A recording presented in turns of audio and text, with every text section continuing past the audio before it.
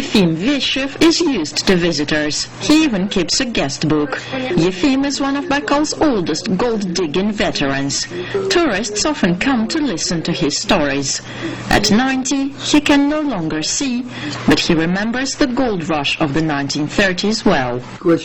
We'd start our shifts at 8 a.m. If you were 20 minutes late, you could get 6 months in prison.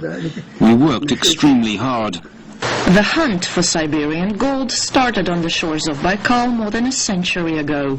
The Irkutsk region still remains one of main Russia's gold-producing sites. Nowadays, of course, modern equipment is used, but years ago, this is how it was done.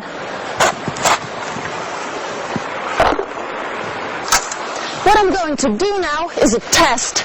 If I manage to find some tiny grains of gold, it's a good sign. It means there may be a gold field here. It's a tough and often disappointing job. Well, it looks like there's no luck for me.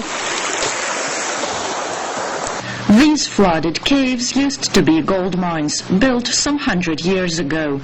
Working here was so risky, few would take their chances, so the job was often done by prisoners. And here, there were plenty of them. Since the Tsarist times, the city of Irkutsk was known as a place for exile. By the end of the 19th century, every second man here was a deported convict, many of them nobles. Here, history comes alive at every corner. Irkutsk is a kind of melting pot where you can see different people, different cultures. That's why you should come here and enjoy your time. During the communist years, the region's vast natural resources became a magnet for ambitious projects. Here's one of them. Bratskaya hydroelectric plant now powers hundreds of homes and factories. When its construction started in 1954, it quickly became a Soviet legend. The legend that became reality when Georgy Georgiadi switched on the plant's first generator almost 50 years ago. I was so scared. All the workers were there cheering. Come on, go ahead. I did it, and everyone fell silent. And then someone shouted, "Look, we did it." The price of success was huge.